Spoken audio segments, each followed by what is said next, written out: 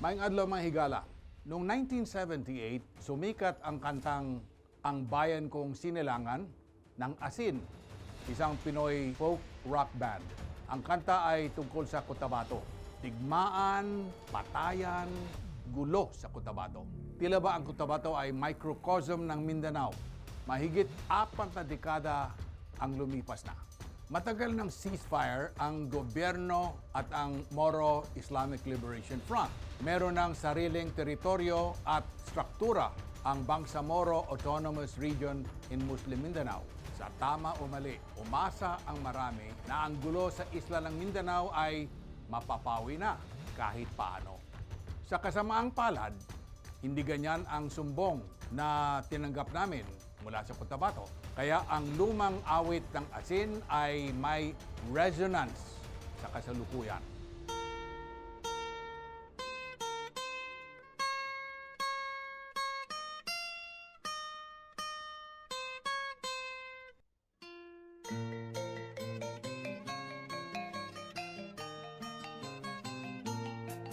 Ako'y sinilang sa isang bayan ng Cotabato, kasing gulo ng tao, kasing gulo ng mundo. Kuya Mon, may problema ang bayan ng Alamada sa Cotabato. Sa partikular, sa sitio Maracabac, Barangay Giling, Alamada, Cotabato. Unang problema, ang internet connection nakakaiyak. Palpak ang internet. Hirap na hirap kaming magkaugnayan nitong si Pata Tambog, 65 years old. Siya ang nagsumbong sa atin. Ikalawang problema, hindi ako marunong ng Maranao, ang salita ng mga Muslim sa Alamada. Kaya obligado kaming mag-usap ni Pata Tambog sa tulong ng isang translator. Pero ang totoong problema, mga kaibigan, ay ang inabot ng pamilya ni Pata Tambog sa kamay ng mga pulis Alamada. Yon ay trahedyang hindi dapat mangyari kahit kanino.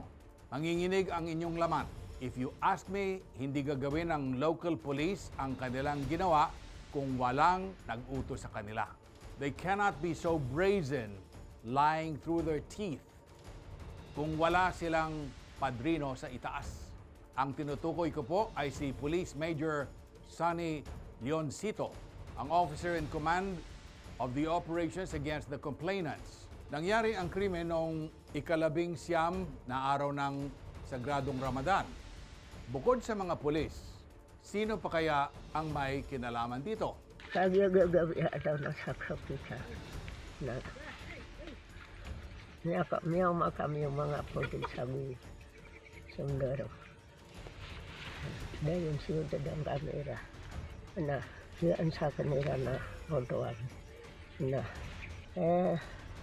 sabi kawan. Ano yung nangyari nung April 21, 2021? Paano napatay? Sino yung napatay? Anto na ako ni Miaswaswa isa ko April 21 yung mga pulis. Sa kwento ni Pata Tambog, alauna ng madaling araw, April 21, 2021, nang gisingin sila ng malalakas na kalabog. Bukod kay Pata Tambog, nakatira din sa bahay ang asawa niyang si Bugabong Angay. Si Bugabong Angay ay 80 years old, marami ng sakit, katunayan bedridden na siya. Pag nakahiga, hirap na ngang bumangon. Siya ay retiradong imam ng kanilang lugar. Ang imam ay pastor o pare kung sa Kristiyano. Kasama rin sa bahay ang mag-asawang sa Imbu at Pilong at ang 3 nilang anak. Si Pilong, 49 years old, ay anak nila Bugabong Angay at Pata Tambog. Pagsasaka ang kinabubuhay nila. Pamaginaw ano? Ay, pamaginaw ano? Hingay na to, anto na yung masusuwa. Allahu Akbar, anto na yung masusuwa. Ang mga taon sa sinapan. Maganak ka no. Taya, minilibet si Ran sa walaya ya. Ano sa mga wata, ako sa mga aputan no. Maganak ka no. Bismillahirrahmanirrahim. Ya Allah, ikapalingamin ka. Alhamdulillahirabbil alamin. Arrahmanirrahim. Malik yawmiddin. Iyyaka na'budu wa iyyaka nasta'in. Ihdinas siratal mustaqim. Siratal ladzina an'amta 'alaihim ghairil maghdubi 'alaihim waladdallin. Ya Allah, amin. Biglang pinasukan sila sa bahay. Yun po ang reason kaya sila nakagising. Tapos nakatutok na daw po ang mga baril sa kanilang mga ulo. Then pinababa po yung matanda, si Lola daw po, pinababa siya. Tapos yung asawa po niya, hindi po daw makababa kasi hindi na makatayo.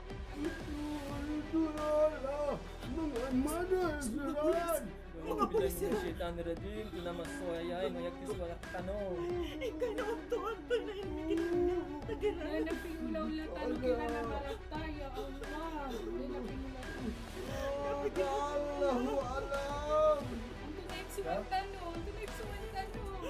Sa dilim, wala silang gasinong makita.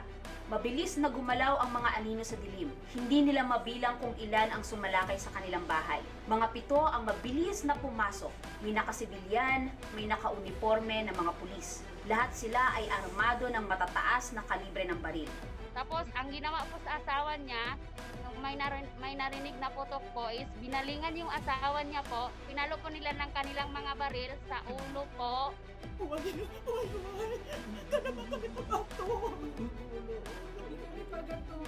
Ikaw maato sa banaala. Kami pagkatuya.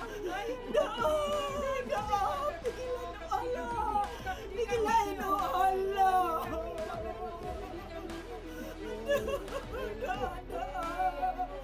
Pigilan o Allah. Kanapa kami pag-ato. Takot ang mga bata. Pero kahit naman matatanda, natakot rin. Then si Lola daw po, pinababa siya. Tapos yung asawa po niya, hindi po daw makababa kasi hindi na makatayo. Pagkababa daw po niya, dun sa pagkapunta niya sa gilid, kasi yung sa room nila medyo may space. Yun ang sabi po niya. Tapos po, may narinig po siyang mga putok sa kabilang kwarto po.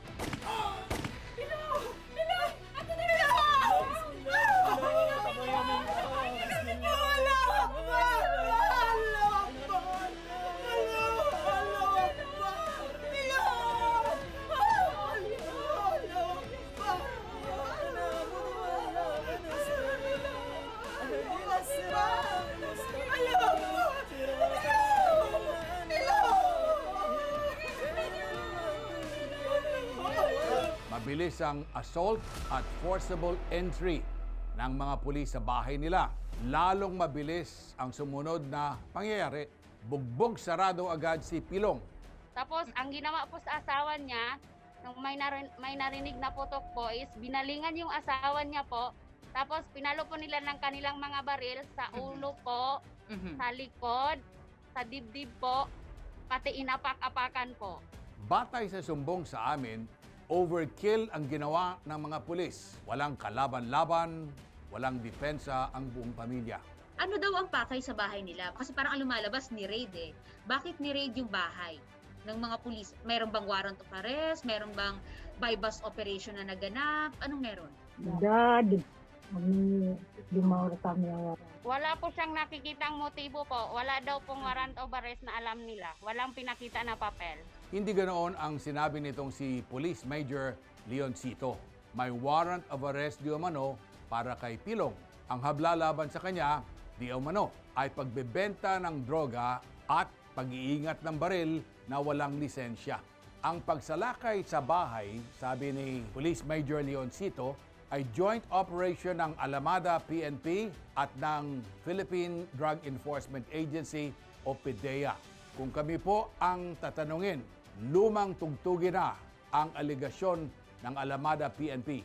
Bumenta na yan, bye! Itinanggi ni Pata Tambog ang aligasyon ng pulis. Hindi sangkot ang kanilang anak na si Pilong sa droga. Wala rin siyang baril na M16. Wala tayong mga kami na ang nasa taon namin yung pakar. Kung may pambili daw po sila ng baril, ibili na lang po nila ng pagkain. Tingnan natin muli ang bahay ni na Pata Tambog. Ito kaya ang bahay ng drug pusher? Tagpi-tagping barong-barong? Walang anumang disenteng muebles o appliances? May tatanong, maaari kayang out of the blue ang akusasyon ni Police Major Leoncito tungkol sa pagiging drug pusher ni Pilong? Nalaman natin, Kuya Mo, na nitong 2020 ay may nangyari na pala ayon sa asawa ni Pilong. Ang sabi po ng asawa niya, ma'am, na baybas daw po. Kailan? May 13 po, 2020. Last year po. Pero ang nangyari po daw po dyan sa bypass po, di ba na bypass po. Tapos wala daw po nahuli yung si Pilong, ma'am. Tapos bali ang hinuli po yung kuya po ni Pilong, pati yung asawa po ng anak niya. Dahil wala si Pilong, ang inaresto ng mga pulis ay ang kapatid nito na si Ali Adapan at ang anak nitong si Usman Salangan. Si Ali Adapan ay isa ring imam. Ang katakataka po doon kasi ang gibaybas po yung bahay po ni Pilong. Tapos nung hindi nahuli, ma'am, ang hinuli po yung kuya niya po, na malayo po yung distansya ng bahay ni Pilong pati yung kuya niya. Todo tanggi sina sa imbu sa akusasyon ng mga pulis. Talaga daw noon pa man ay gusto nang hanapan ng mga pulis ng butas si Pilong. Isang bagay ang idiniin ng mga biktima. Ayon sa kanila, panahon ng Ramadan nang maganap ang lahat. Ang Ramadan ay isa sa pinakabanal na panahon para sa Islam. Panahon ito ng pag-aayuno, pagdarasal at pag-aaral ng Quran. Ramadan ang panahon ng pagpapatawad ni Allah. Iginigiit ng complainants na sila ay mabubuting Muslim at ang mag-amang Ali Adapan at Bugabong Angay ay parehong imam. Mas matuwid silang Muslim kaysa sa kanilang lahat. Matapos ang putukan sa kwarto ni na Pilong, binalikan ng mga pulis si Bugabong Angay sa kwarto nito. Ginulpi nila ang matanda. Pinagtatadyakan, sinuntok, pinukpok ng baril. Uy, pagkangangapin na niyan sa mga pulis sa ilang pagkamunto na matawas ka niya na tumo ang bumambo hindi ang mga tuwa. Yan yuto aking Bugabong apiyaman tong mga pulis sa sinapak. Na tumubad ni Gary Liran sa mga kay sa Sibugo. Pamatay tayo na niya tayo.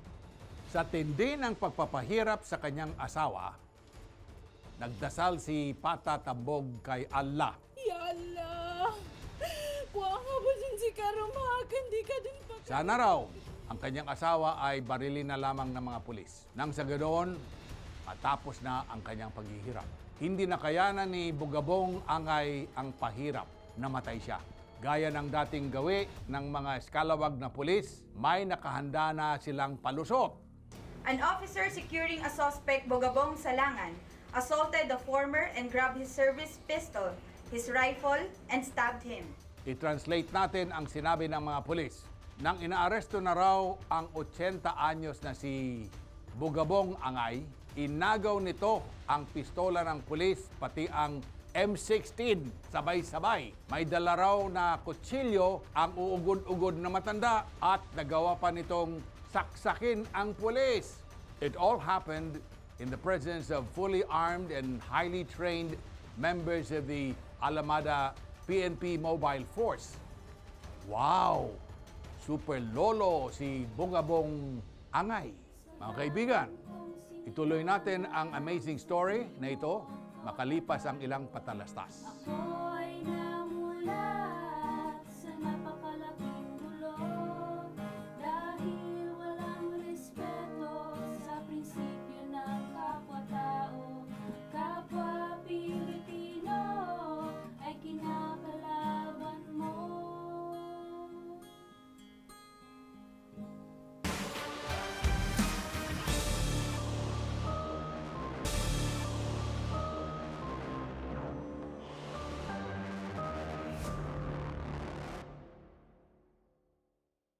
Ituloy natin ang sumbong laban sa Alamada PNP.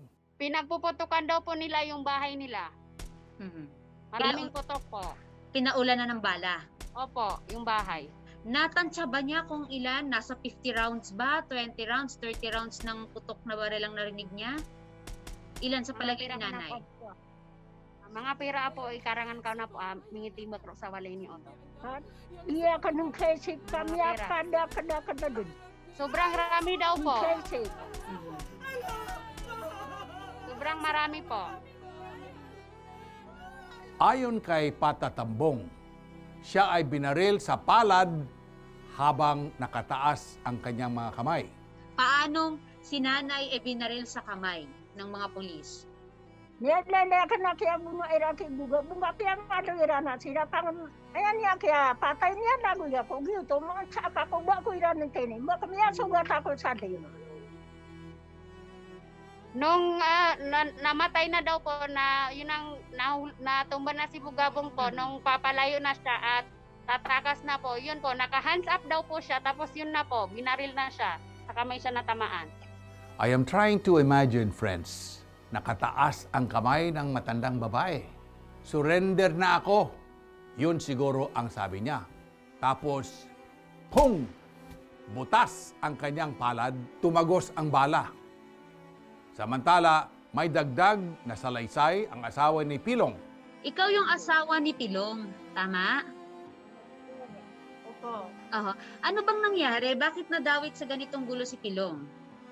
May namatay po dito sa lugar namin na si Sangbaan. Tapos si Sangbaan po malapit kay mayor, kay governor, kay congressman, kay chief.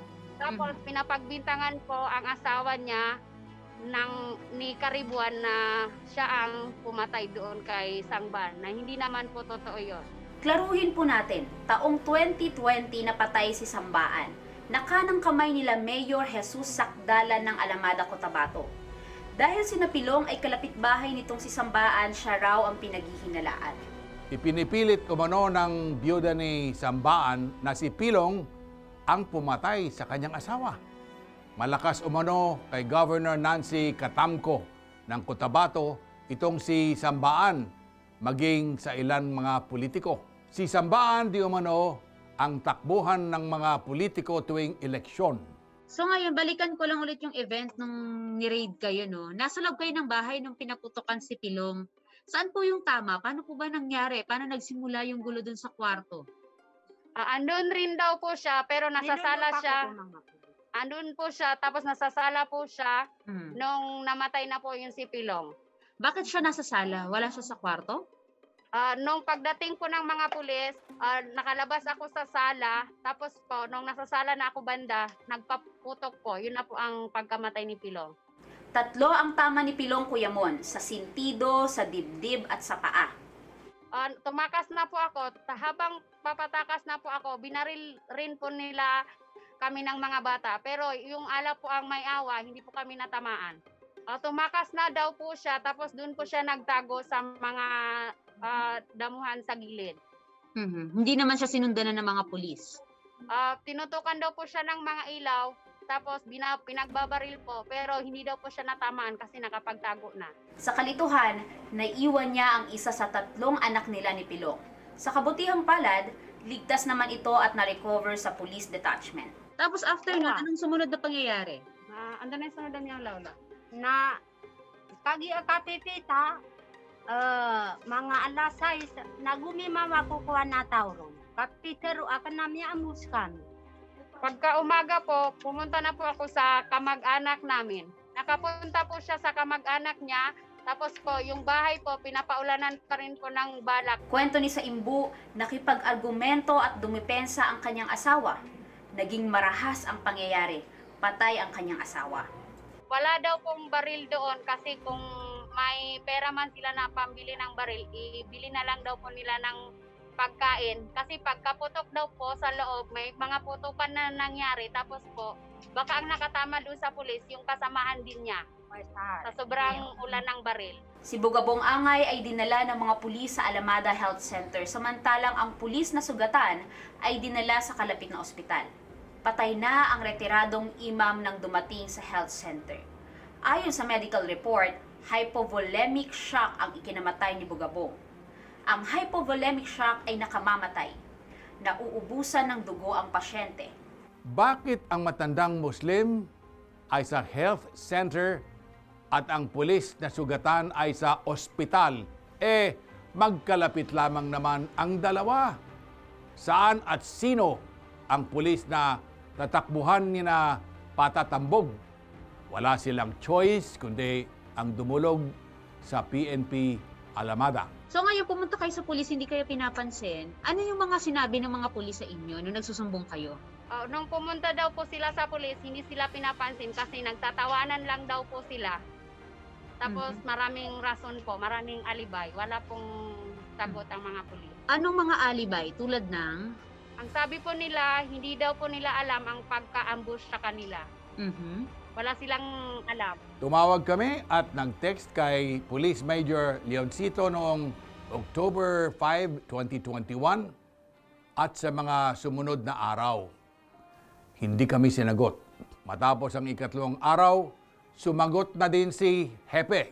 May natanggap kami na report na kasama ka roon sa operation noong Abril 21. Abril 21. Tungkol sa 2021. Nung mamatay si Pilong at saka si Bungabong Angay. Bungabong Angay. Salangan Angay. Angay Salangan. Oo. Opo, implementation po yan ng warrant of arrest. Oho. Mayroon kay Pilong. Sa dalawang kaso. May warrant of arrest po kayo. Opo, dalawang kaso niya. Ano po yung mga kaso nito? Sa violation of 9165, RA 9165 at saka yung revised penal code article 28, yung murder case niya. Kumpirmado, nasa operation nga si Police Major Leoncito. Pero bakit po napatay yung matanda na 80 years old na? Sa sitwasyon na kasi na yan, sir, nagkakaroon ng yung grappling sila nung isang member ng ating hanay, si Sergeant Lagarto, kung saan madilim at kailangan nilang inagaw niya yung short firearms ng ating pulis at saka yung M16 ng ating pulis, nagagawan sila. M16 at saka short firearm, dalawa ang inagaw niya? Oo, inagaw niya. Mabuti na lang at Hindi. Pwedeng aagawin niya dalawa agad. Yung short at saka... hindi naman magkakasabay yun. Ano po? Hindi naman magkakasabay. Ano yun? Nangyari kasi ganito. Sinunggaban niya yung pulis natin, natumba ito at sinakyan niya. Inagaw niya una yung short firearms na 9mm. Ngayon, mabuti na natin may kasama yung trupa natin na tinulungan siya na maawat. Ganun. So nagkaroon ng grappling doon sa sitwasyon na yun. Inaagaw din niya yung M16? Ganun ba? Oo, ang M16 din, inagaw din niya. Nung hindi na niya ito yata naagaw, nagkaroon din siya ng chance na manaksak. Kaya may sugat niyang natin. Manaksak din siya? May dala siya kutsilyo? May kutsilyo siya. Paano yan? May sugat yung trupa natin sa harap, mabuti na lang sa tiyan, mabuti na lang at sa likod, mabuti na lang at merong itong vest, bullet vest at hindi masyado napuruhan yung trupa natin at may nakatulong din kaagad kasi 80 years old po ito si Bugabong, 80 years old at syempre may edad na po yan. Mga agaw ng baril, dalawa pang baril ang gusto mong agawin, pagkatapos nakapagsaksak pa raw siya, sabi mo? Ano naman ang kanyang masasabi sa pagkakasugat ng palad ni Patatambog? Bakit may butas ng palad sa palad yung nanay, yung babae? Yung butas sa palad? Oo. Ganito kasi nangyari niya, nung nagkanda ako ng interview, siyempre, nang nagkaroon ng putukan sa loob, takbuhan palabas. Meron kasi yung bahay nila, napapaligiran kasi yan, mga perimeter area, napapaligiran niya ng tinatawag natin na yung bamboo trap, yung tawag natin na bamboo trap? Suyak, yung bamboo trap. Ibig ko sabihin, bamboo trap yung nakatama dyan, hindi bala? Hindi bala. Hindi bala nakatama dyan. Nagkaroon kasi ng yan. Bamboo trap Nakita ko yung sugat. Tama ng bala eh. Tama ng bala. Yung butas. Kasi yung bamboo trap. Kikita naman yung bamboo trap. Inadvisean kasi yan na ipamedical. Ibig sabihin, nakataas na yung kamay tapos nabaril pa. Nagsisinungaling itong si Major Leoncito. Walang logic at conflicting ang kanyang account. Booking na, pero tigas pa rin sa mga pagpapalusot. Durog itong ito sa cross-examination. Nakataas ng kamay? Nakataas ng kamay niya, babae yan di ba? Tinamaan siya sa palad. Ibig sabihin, binaril siya ng nakataas yung kamay. Ay, hindi rin natin, wala tayo kung mangyari yan. Hindi rin natin Sabi mo, masabi. andoon ka, Hepe. Sabi mo, andoon ka. Pagkatas ngayon, wala ka naroon na naman. Ano yan? Sabi mo kanina, kasama ka. Pagkatapos, ngayon, sabihin mong wala ka. Ano ba yan? Ano bang istorya ito? Sagutin ko yan. Sagutin mo na ngayon. Kasi sabi mo, kasama ka doon sa operation. Okay, ganito ang nangyari dyan. Wala ka na naman. Ano ba yan? Okay, ganito yan. Pakinggan mo ako. Sige. Nagkaroon kami ng operasyon. Nakarating kami sa area, alas 11 ng gabi. Okay? Lalakarin mo ng 1 kilometro papasok sa kabundukan na yon. 1 kilometer, descending portion. Pag entry ko na from that entrance, going sa bahay nila, probably mga 7 meters. Padilim, clear visibility. Bali nauna yung assault na kasama ko. So naiwanan ko sa tropa. Sabi ko, paiwan tayo, hindi kailangang sumabay kasi wala na tayong guide, nauna na sila. So nag-monitor na lang ako sa radio. Nagbigay ako ng instruction sa kanila sa dalawang team na yan. So nag-consolidate sila, malapit na sila siguro mga 300 meters away. Mga 12 midnight, narating nila. Nag-consolidate sila doon. Sabi ko, mag-consolidate kayo. And then you plan ang execution. Okay, yun ang nangyari doon. So pinamit ko sila. Bibigyan ko instruction. To sum up, mula sa bamboo trap na hindi ko maintindihan kung paano sumaksak sa palad ng matandang babae, ang sinasabi ngayon ni Hepe ay wala siya sa eksena. Taliwas ito sa paulit-ulit na kwento ni na Patatambog at sa Imbo. Ang Hepe ay present sa mismong bahay pangyayari. Agad kaming nakipag-ugnayan sa Internal Affairs Service sa Camp Crame. Gusto naming malaman, may mga kaso na ba itong sinungaling na si Police Major Leoncito? Nakipag-coordinate na po kanina, ma'am. Actually, tumawag din po ako sa South Cotabato for verification lang po. Okay. So, nung tumawag po ako sa Cotabato, upon conversation po sa mga personnel doon, meron nga daw pong na-file against Police Major Sunny Rubas Leoncito. Nakipag-ugnayan din kami kay Police Captain Vicente Orig, Hepe ng Intelligence Division ng Regional Internal Affairs Service, Region 10. Ma'am, as far as our office is concerned, sa level po namin, na-resolve na po yung kaso niya at saka yung resolution ay na-forward na po sa disciplinary authority sa Pro 12 for final disposition. Sa pagkakaalam, sir, tungkol saan tong case na to? Ma'am, ano yan, ma'am? Legitimate police operation, service of warrant, of arrest, sa isang remote na barangay somewhere in municipality of Alamada, North Cotabato. Aside ba dito, Police Captain Orig, may iba pa po bang kasong na-file laban kay Police Major Leoncito? Or ito lang po yung first time niyang magkaroon ng admin case? Iyan lang po, ma'am, kasi parang naisali siya sa investigation by virtue of yung sa EU 226, yung doctrine, kasi siya na yung overall parang responsible officer in that particular operation. So, nasali po siya sa pag-imbestiga at saka na-charge po. Ayon kay Police Captain Orig, dahil walang private complainant, sila mismo ang nag-i-initiate ng investigation. Dahil may mga namatay sa nasabing operasyon ng Alamada PNP. Pero dahil wala ngang complainant, ibinasi nila ang initial statement of events sa report ni Major Leoncito.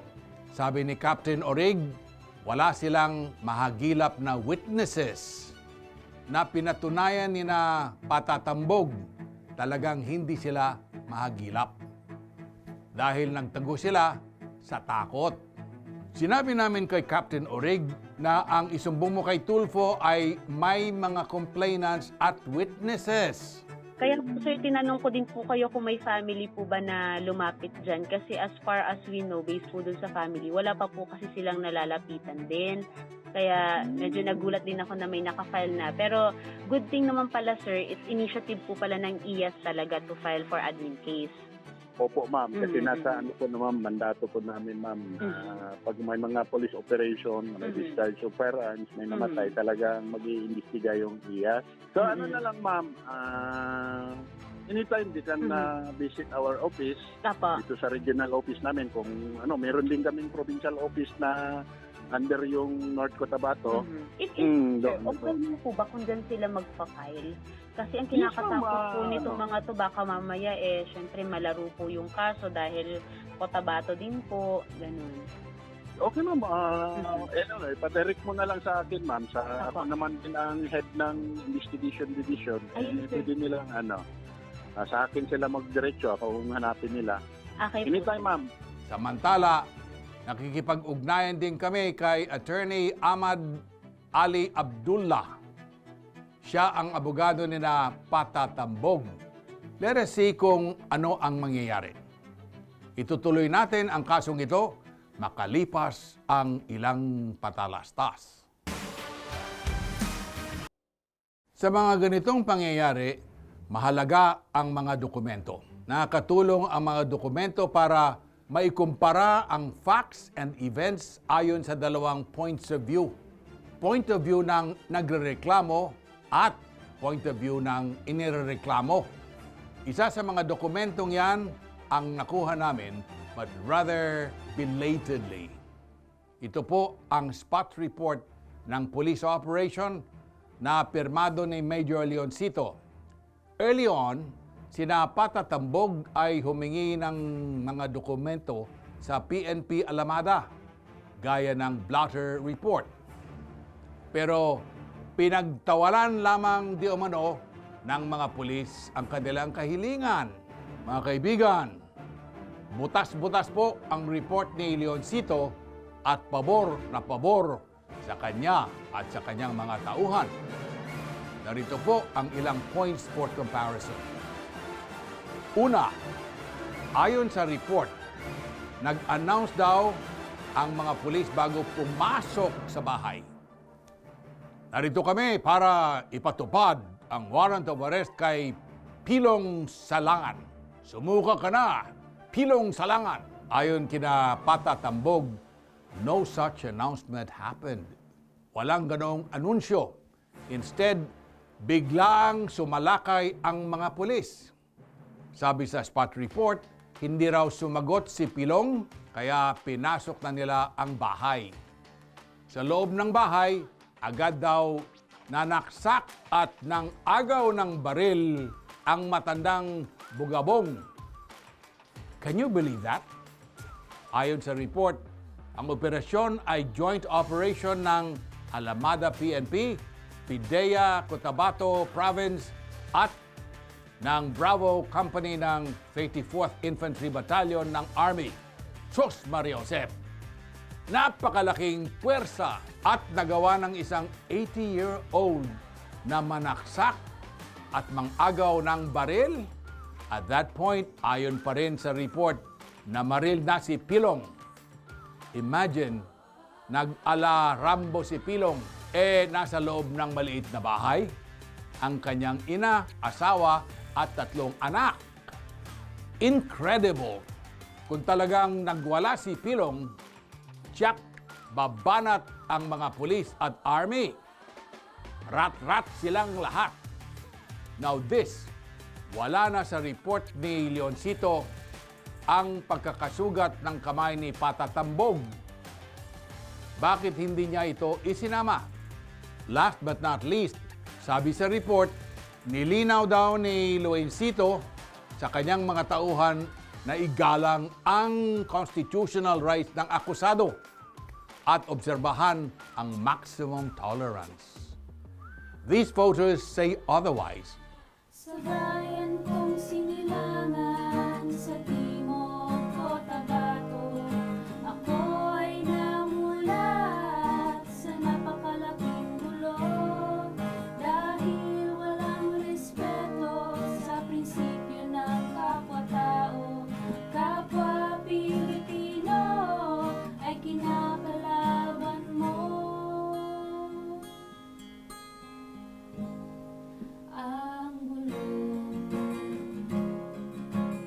Nagbabalik ang isumbong mo kay 14 years ago, October 9, 2004, nang ipalabas namin ang sumbong na inyong mapapanood ngayon sa Tulfo Classico. Abuso sa kapangyarihan ang issue dito. Abuso ng amo sa kanyang kasambahay. Let no one say it is no big deal. Ang abuso, saan man mangyari, ay abuso. Lalo na kung ang kasambahay ay pinaplansya ng amo tuwing hindi niya nagugustuhan ang trabaho nito. Alamin po ninyo ang aksyon ng isumbong mo kay Tulfo.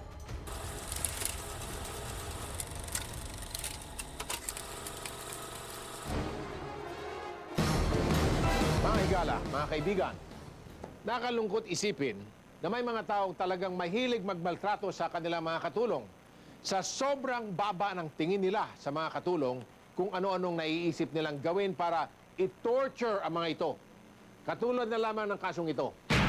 Si Sonia Bernardino, 46 years old, at Tubong Catanduanes, lumuwas ng Maynila noong November 2003 upang mamasukan bilang katulong sa bahay ng kamag-anak niya sa Cavite. Doon na nagumpisa ang kanyang masamang karanasan.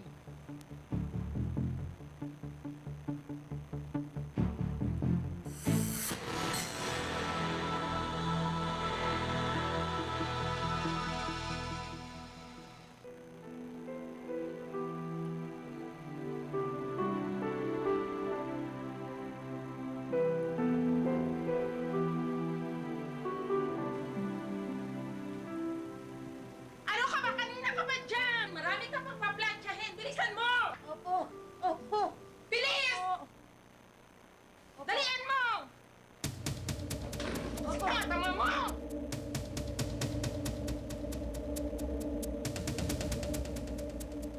Dali! Opo. Punasan mo yan! Punasan mo! Opo. Dali! Oh, anak, kumain ka na? Hindi pa kumain. Yung katulong naman natin, hindi pa naghanda.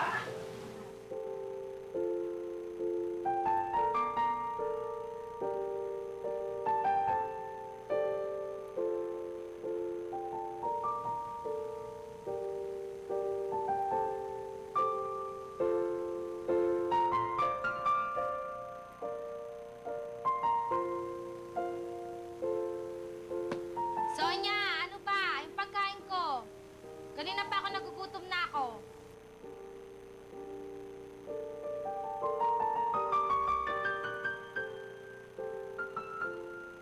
Ikaw matanda ka, tagal-tagal mo kanina pa ako dito. Ay, ang hirap-hirap nitong assignment ko eh.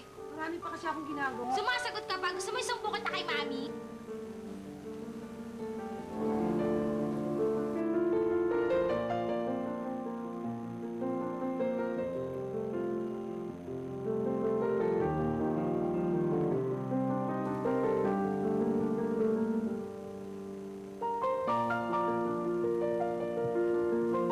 Sonia, ano ka ba? Ang tagal-tagal mo! Ang dami akong pang gagawin sa labas! Magluluto ka pa! Ano ka ba? Uuwi na lang ako, ate. Uuwi ka? Sa'yo pa masahe ko sa'yo, ha? Ha? Paano pinamasahe ko sa'yo, ha? Ha? Ano? Walang iya ka! Walang iya ka! Sa'yo pa masahe ko sa'yo! Walang iya ka! Ha? Walang iya ka! Uuwi ka! Pahay ko bagay sa'yo! Pahay ko sa'yo! Ah, sige! Tapusin mo ginagawa mo! Dali!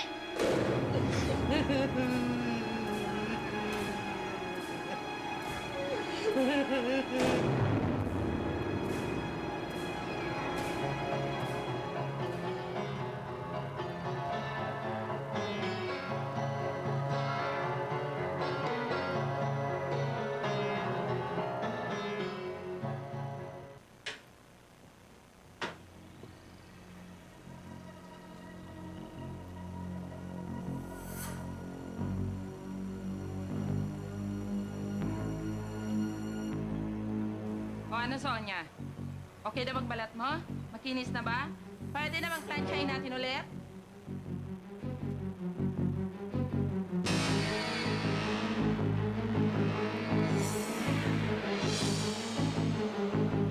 Ito po, ang pinagmalupitan niya sa akin. Ay, ano yung paso? Pinaso ako ng plansa. Ay, Pinlansya po ito mga kaibigan. Yan pong... Ang dami naman! Ba't ka pinapalansya? Ba't ka pinapalansya? Kasi, Meron pa ho, patingin, ha? Oh. Ay, sus! Ano, isang hita lang ho. Wala ho naman doon sa kalimang hita. wala, isa lang ho yun, ma'am. Kasi hindi ko natapos yung trabaho ko. Mm. Tapos isinagsak niya ho yung plansa. Sabi, ikaw ha, ang bagal-bagal mo, paplansahin kita. Mula noon, paulit-ulit na pinagtripan ang balat ni Sonia ng kanyang amo na si Dolores Icamen. Pag natutuwa ho siya sa akin, tinatawag ho ako, halikatat. Tatadyakan kayo? Hindi ho.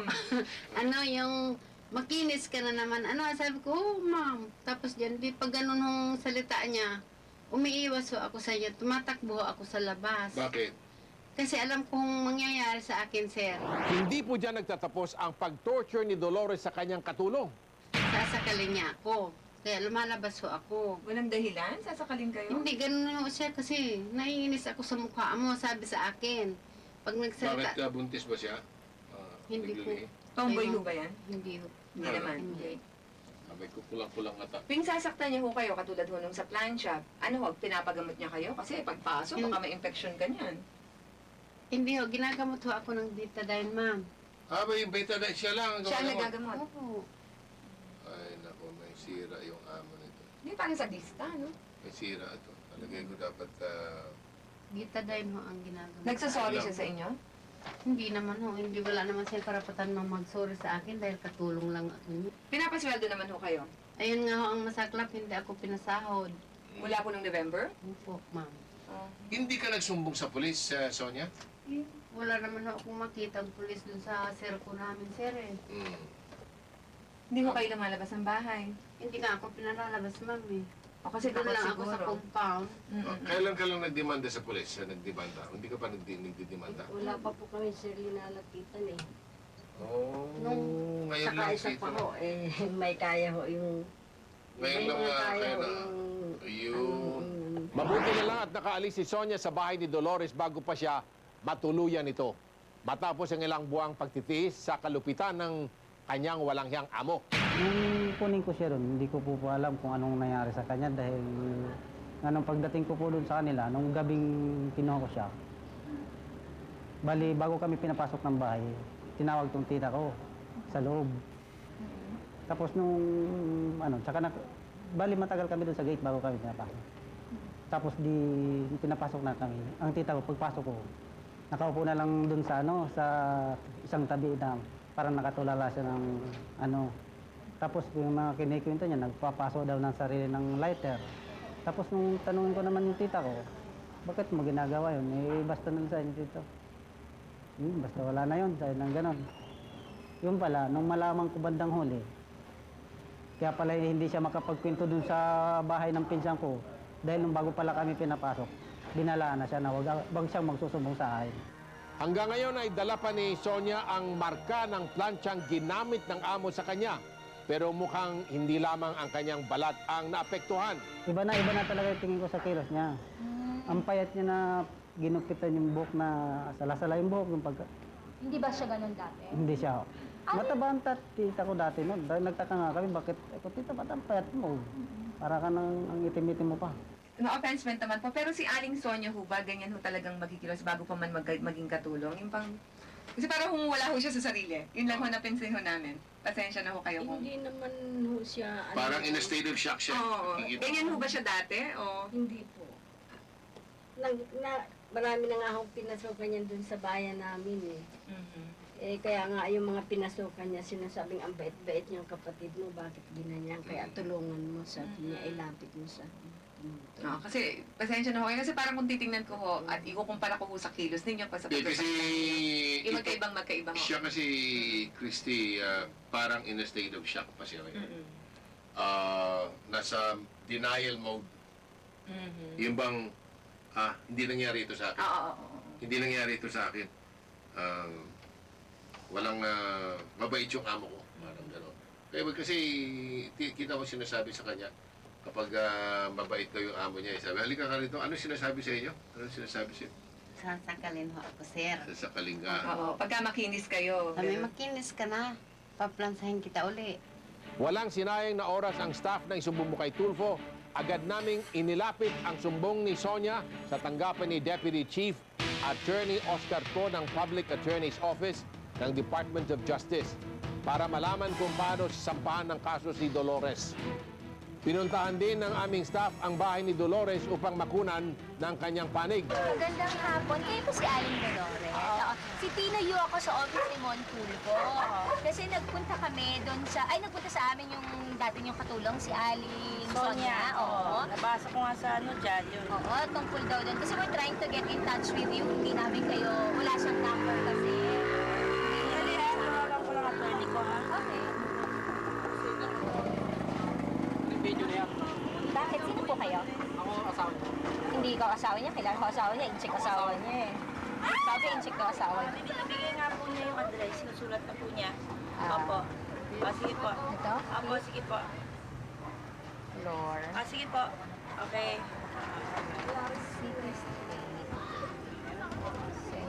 Pupunta kayo dyan kung siya Yun na yun para malaman din ni Mr. Tulfo yung side ko naman. Maganda nga po yun, Oo, mas maganda yun. Our conscience is clear.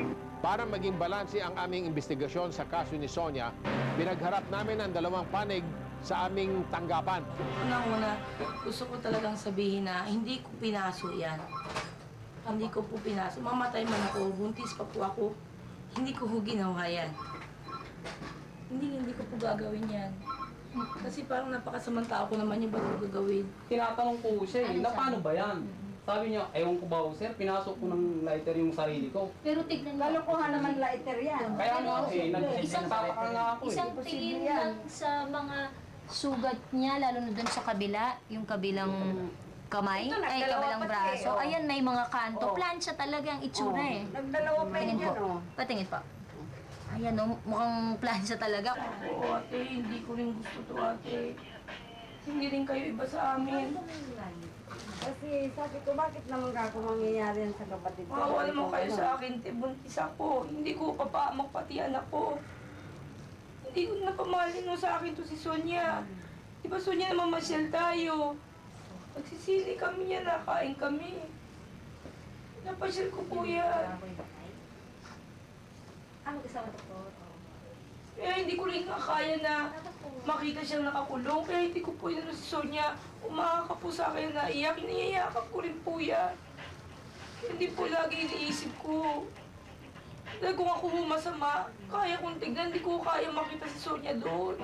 Dolores, ang ibig mo bang sabihin na pinalansya ni Sonia ang kanyang sarili? Plantsahin mo kaya ang sarili mo. Hindi mo ba alam na may batas na nagproprotekta sa mga domestic helpers? Pag napatunay nagkasala ka, pasensyahan na lang tayo. Anything that entails any kind of criminal offense automatically is addressed by the Penal Code of the Republic. So andun rin yun sa kasambahay, no? Sa batas kasambahay, may mga provisions rin dyan. Siyempre, iiwasan talaga natin at all costs magkaroon ng physical abuse, mental, emotional abuse, any kind of emotional or mental trauma, sexual abuse. Importante ma-recognize talaga natin na wala naman talagang gustong maging kasambahay. Wala naman talagang taong pinanganak dito sa Pilipinas na sinabi niya, balang araw gusto kong maging kasambahay. Dahil lang sa kahirapan sa buhay, dahil siguro pagmamahal nila sa kanilang mga pamilya, napipilitan silang pumasok doon. Kung hindi talaga pangangalagaan ng employer yung rights ng ini-employ niyang kasambahay, talagang meron siyang madadatnan na problema. Hindi lang fines, pero pati imprisonment kasama rin dyan. Dahil sa suporta ng kanyang pamilya at sa tulong ng mga taong galit sa ganitong klase ng pang-aabuso, tuloy ang laban ni Sonia. Susubaybayan po natin ito hanggang sa dulo.